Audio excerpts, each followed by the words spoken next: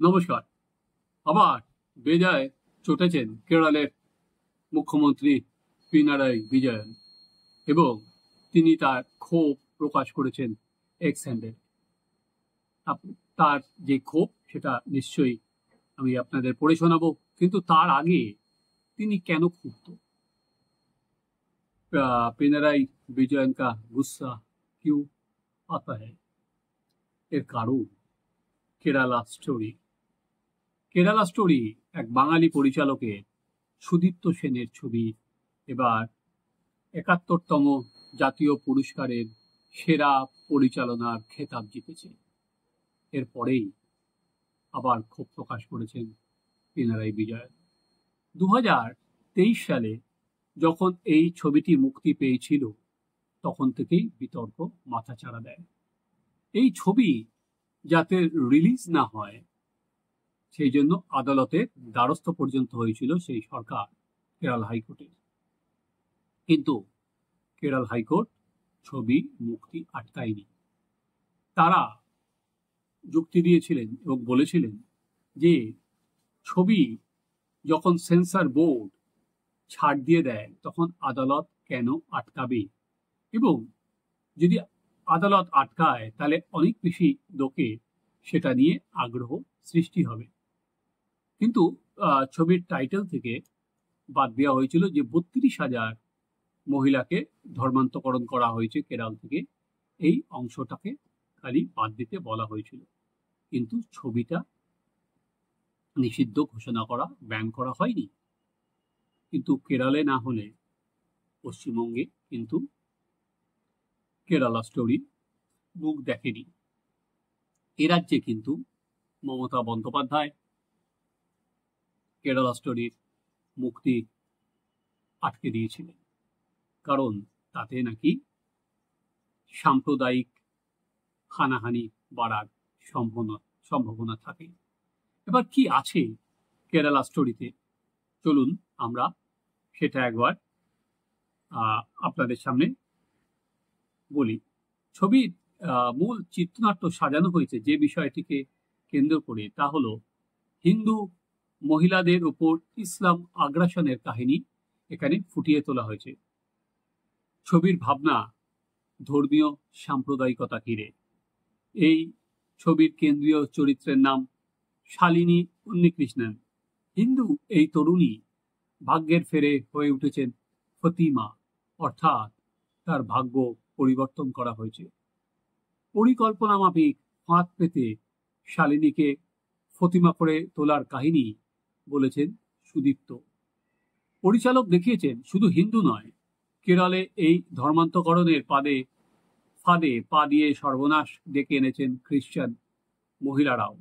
এই ছবির ট্রেলারে দাবি করা হয়েছিল ৩২,০০০ মহিলা ইচ্ছার বিরুদ্ধে তাদের ধর্মান্তকরণ করা হয়েছে। পরে আদালতে যাওয়ার পর এই ৩২,০০০ কথাটা শুধু ট্রেলার থেকে কাটার নির্দেশ দেওয়া হয়েছিল, আর বিশেষ কিছু হয়নি।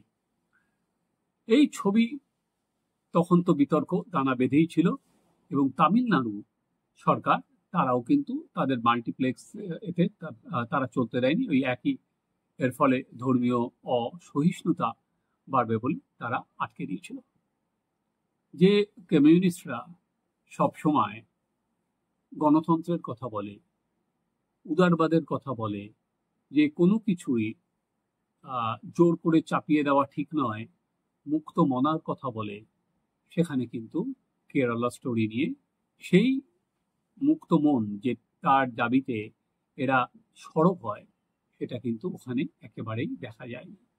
আপনাদের এখানেও মনে আছে পশ্চিমবঙ্গ বুদ্ধবাবুর সময়ও কিন্তু ছবি নিষিদ্ধ ঘোষণা করা হয়েছিল, লেনিনকে নিয়ে ছবি, তসলিমা নাসরিনের বই, সেগুলোও কিন্তু এই রিলিজিয়াস সেন্টিমেন্টে আঘাত দেবে বলে সেইগুলো কিন্তু বন্ধ করে দেওয়া হয়েছিল। হ্যাঁ, এবার পিনারাই বিজয়ন কি বললেন, এবং এখানে একই সুরে সুর মিলিয়েছে সিপিএম এবং কংগ্রেস, পিনারাই বিজয়ন এবং KC বেণুগোপাল।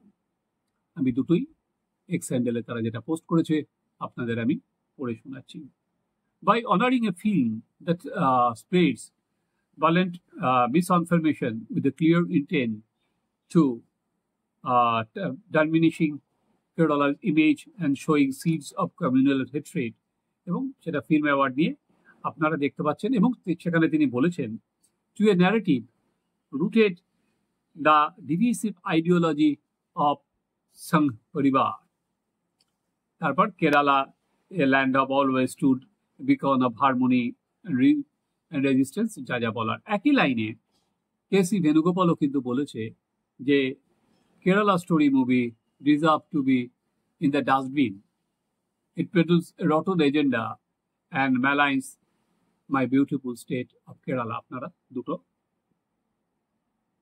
এক্স হ্যান্ডেলে তাদের যে পোস্ট, সে দুটোই আপনারা দেখলেন। মোদ্দা কথা হলো যে আরএসএস এবং বিজেপি তাদের প্রোপাগান্ডা চালানোর জন্য এই সিনেমাকে বেছে নিয়েছে। দেখুন কি অদ্ভুত, যেদিন কেরালা স্টোরিকে বেছে নেওয়া হলো সেরা পরিচালকের জন্য, পরিচালক সুদীপ্তকে পুরস্কার দেওয়া ঘোষণা করা হলো, সেদিন সকালবেলাতেই যে হিন্দু টেরার যেটা বলা হচ্ছিল, যে মালেগাঁও ব্লাস্ট নিয়ে, এবং যেখানে প্রাক্তন সাংসদ এবং নেত্রীকে, প্রজ্ঞাকে গ্রেপ্তার করা হয়েছিল, সেখানে সেই দিনই কিন্তু এমন একটা সিনেমাকে পুরস্কৃত করা হলো যেখানে বলা হচ্ছে যে এই কিভাবে মুসলিম মৌলবাদীরা ভুল বুঝিয়ে হিন্দু এবং খ্রিস্টান মহিলাদের তারা ধর্মান্তকরণ। প্রচারমূলক ছবি এটা আজকে থেকে না, বহু দিন থেকেই হচ্ছে। এর আগে আমরা দেখেছিলাম যে বিতর্ক হয়েছিল কাশ্মীর ফাইলস নিয়ে বা অন্যান্য সিনেমা নিয়েও।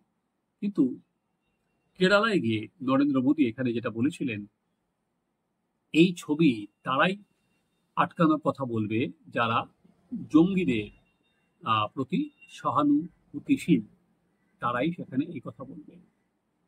এবার কেন এই সিনেমাটা আবার বিতর্কের কেন্দ্রে এলে সেটা নিয়ে চর্চা জোরদার হবে, কারণ একটাই, পরের বছর কেরালাতেও বিধানসভার ভোট, এবং সেখানে বিজেপি এবার পা ফেলার চেষ্টা করছে।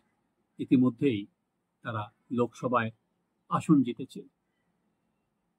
কেরালায় লড়াইটা হচ্ছে, মূল লড়াই কংগ্রেস এবং সিপিএম এর মধ্যে, কিন্তু বিজেপি তার জমি শক্ত করার চেষ্টা পুরোদমে চালিয়ে যাচ্ছে।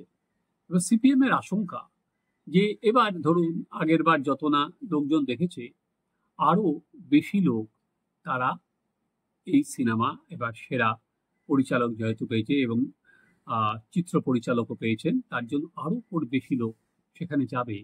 ফলে একটা মেরুকরণের জায়গা সেখানে হয়তো তীব্র হয়ে যাওয়ার সম্ভাবনা থাকলেও থাকতে পারে। তাই জন্য যারা শিল্পের স্বাধীনতা, যারা সংবাদ মাধ্যমের স্বাধীনতা নিয়ে অবিরত তারা মুখরিত থাকে, তারা পর্যন্ত প্রথমে আদালতে গেল, তারপর এবার সরাসরি সেই সিনেমার সমালোচনায় নামলো। এবার দেখা কেরালের মানুষ এই সিনেমাটাকে কিভাবে গ্রহণ করে, এবং সিনেমা আমরা কি বলি, আমাদের সমাজের যা ঘটে চলেছে সেটাকেই সিনেমা তুলে আনে।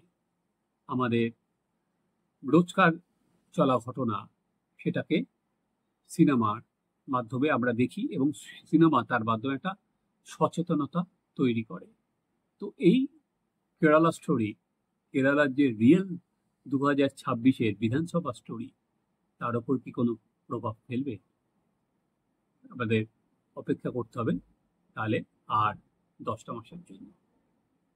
তারা দেখতে থাকুন আমাদের চ্যানেল সাবস্ক্রাইব করুন, আপনাদের মতামত জানান।